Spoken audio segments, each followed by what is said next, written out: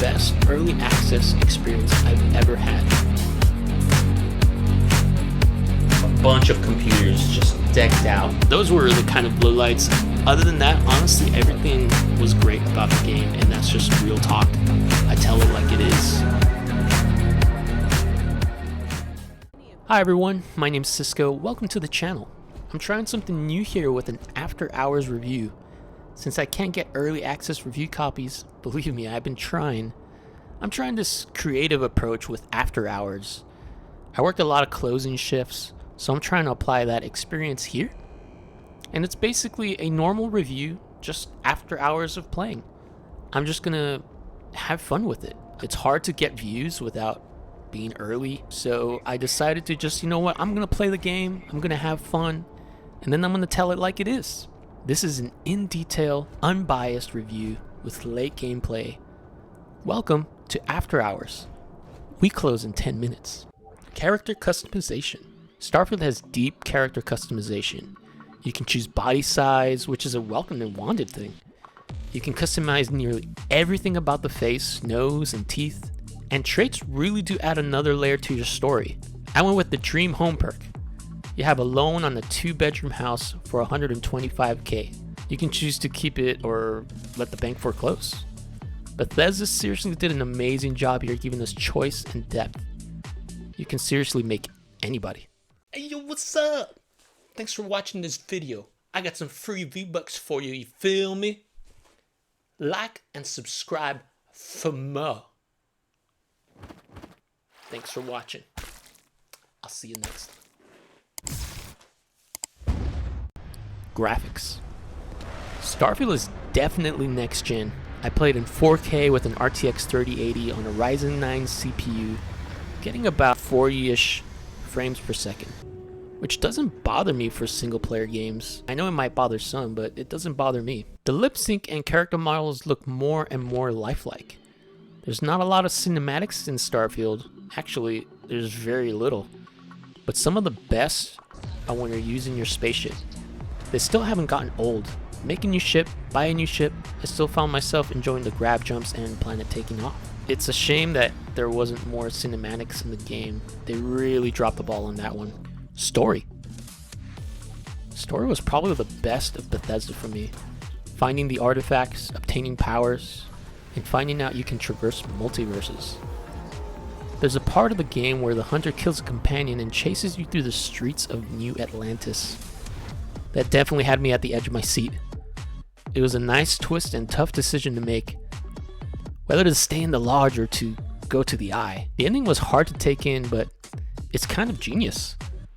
Bethesda found a way to incorporate New Game Plus within the story, relevantly. There's only one ending to Starfield and no other option. You either stay in the universe you love with all your belongings or start in a new universe, a freshie, where you have all the knowledge and skills you've obtained to go with you. If you had a romance, this decision becomes even harder. You came back. I thought... I was sure you were going to... But then I guess neither did I. Because you won't return. You leave them behind. And if you romance Sarah, she definitely ain't staying for long. She'll eventually want to become Starburn herself. So she'll leave you in that universe. New Game Plus. I did a save just before becoming Starborn, but honestly, I didn't want to leave my universe. I only did it because I wanted to see what it would offer, since it was the only way to finish the game. So after I became Starborn, I quickly rushed through the main quest, and the artifacts are not in the same place. And you actually have a new dialogue option for your playthrough, which is the Starborn dialogue.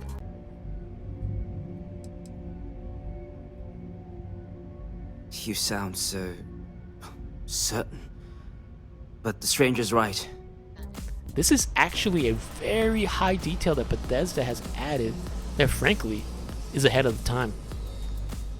There's so many games that when you finish, if you play it again with a different character or background, not in Starfield, you take all the knowledge with you and have a completely new background that you wouldn't have unless you beat the game. Even telling Sarah you knew her in the other universe adds so much depth to the game that no other game would even think about doing. Most games don't want to deal with continuity of romances or what happens to your favorite characters. On my third playthrough as Starborn, I'm not rushing through the main quest. I'm playing it as I would. I'm gonna do everything, and I'm already noticing certain dialogues for Starborn that are adding another layer to a playthrough. So basically, it is worth to play the game again in itself just to see what new dialogues pop up. I'm still playing and going through that, but I'm definitely interested to see what being a Starborn is and what happens. Companions. Sarah Morgan is the companion I chose to know the most, and here's why. I didn't get to the others. It wasn't that I didn't find them interesting, it's that there's so much dialogue in the game. Each companion, romanced or not, has something to say almost everywhere you go. With Sarah, walking into the bar, she talks to the bartender, walking to the next store and she knows the salesperson, and she legit walks up to them and they have a dialogue, so you're just like listening to this. Just so many connections, and Bethesda nailed that extra detail. Like, she is a major person in New Atlantis, and it makes sense that she knows a lot of people because she's been living there. She goes to the store, she goes to the bar, she knows these people. So it was very well done and believable. I definitely look forward to hearing what the other companions have to say. With how big the game is, you'll have to do multiple playthroughs to truly get to know them all. Maybe for Starfield, they should have allowed more than one companion to come with you. Say 2 at least. Even though your companion has a lot of dialogue, I don't know if I could get to know all of them. There's just so much dialogue, so many things, so many places to go. It feels endless. Romance. This is Bethesda's best right here in all their games. You can get married in Starfield. I was pleasantly surprised by this because not a lot of games want to go that deep. The romance is still separate from the story, meaning it's all business with Sarah if you're at the lodge during a story scene / mission, which can make it seem a bit immersion breaking. When asked if you want to stay and defend the lodge when the hunter's coming or go to the Eye, there should be some romance related dialogue. Like, I can't leave you here, I love you. Go to the Eye for Sarah, maybe you say, I couldn't leave you, I'm sorry, I love you. Something like that. The romance in Starfield is good. And I'm glad they decided to add more depth into this field because it wasn't something worth mentioning in other of their games. Combat. AI runs away when they feel like you're too much to handle. They get behind cover, but there are times where they just stand there. Just a bullet sponge, it's just super weird sometimes. Sneaking was probably the hardest from all the Bethesda games. It just seemed like I kept getting spotted early on. I don't know if it's because of my companion, but it's a little weird. And you have to complete a certain amount of sneak attacks before you can level it up. So you're kind of climbing uphill because you want to sneak, but you can't. For example, you have to get 5 sneak attacks, but it's so hard to just get one, so it just feels difficult. Guns are fun to play with, especially the old Earth guns. They just have a good punch to them. The reload animations are super satisfying. There are so many reload animations, my god. I only wish there was a quicker way to swap weapons on the fly other than having to use the D-pad, which slows things down with like a mini menu. I just want to pump, bam, and SMG just like Fortnite. You know, just boom, switch, boom, switch. That would have been so much more satisfying. That would have made the combat more fun. Otherwise, combat is similar to Fallout series, really. Music. Music fit the game. The music when grab jumping gave it the explorer excitement to be remembered. When not being a Daft Punk riddled house party, Starfield brings a more classy, thoughtful approach to exploration. It was just a nice touch. They nailed it with the music.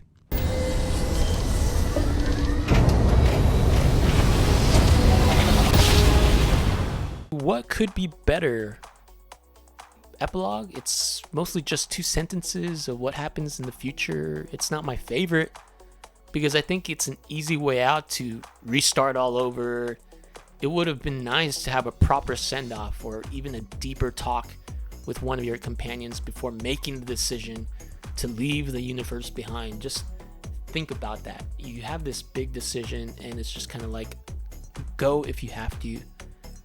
And it just feels so unattached.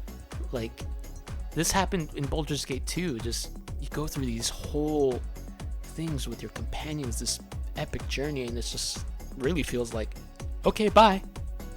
Like, whoa.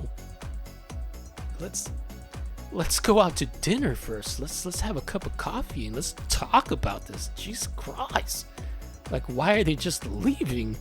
Why is it so easy to just leave? So that's something the games are going to have to put an effort in, because Starfield has a lot in between that. But obviously you get to the ending and it's just kind of like, bugs. There's one major game-breaking bug that happened to me in my playthrough. If I stole a pirate ship and took it as my own, the game started crashing and acting weird. Basically, I would go to the vendor, the starship vendor in New Atlantis, and I was like, cool, I got a new ship. I'm going to change the color. I'm going to upgrade it, see how much it's worth, maybe sell it. And as I'm cycling through, it's showing an entirely different ship. I didn't record it because I just missed the ball on that one. I did record it disappearing on me hours later, thinking I fixed it, because I did a reload and I stole it and I did this and everything was fine, and then I saved it and I played for like maybe 5-10 hours and my game just randomly started crashing. And I did Sarah Morgan's mission and all of a sudden the spaceship isn't there. And it's like, what? So I look up on Reddit and there's a lot of people going through the same thing. And that sucks, because that really should have been fixed as soon as it was reported. And I don't even think it was getting in the news, but it really should. There should have been bigger places other than myself reporting this bug, and it should have been fixed because it was happening to people. So let me know if you stole a pirate ship and you tried to sell it or whatever, and you didn't have any issues. Let me know. I would love to know in the comments if that happened to you. Starfield isn't very cinematic, and that's going off of a review that said it was the most cinematic thing. I don't remember. I'll put it on the screen, but I'm gonna have to debunk that. It is very uncinematic. The beginning scene was amazing, and I thought it was going to be more of the same. Like, I was like, whoa, Starfield's gonna be legit. You know, they're putting on the helmet. They actually animated them putting it on. I was just like, okay, cool, this is gonna be great. But really, that was the most cinematic thing in the game.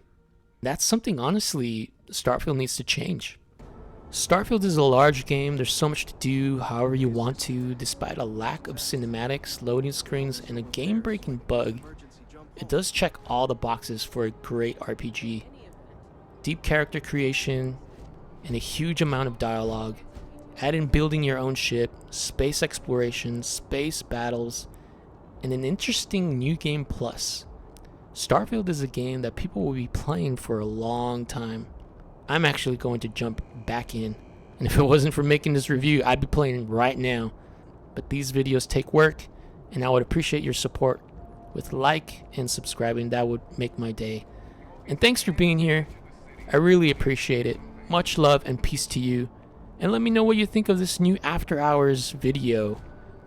It's basically just a creative way for me to have fun, because it could be demotivating to just be like, there's so many reviews out there and mine's not even early, like who cares? But I like doing these. I like talking about games, and I like telling it how it is, because I used to be poor and I couldn't buy every game, and I wouldn't want to buy a game and for it to be something I wouldn't want. With Starfield, you'll get what you want, for sure, especially if you like RPGs. So again, thank you, and I'll see you next time. Much love. Peace out to you.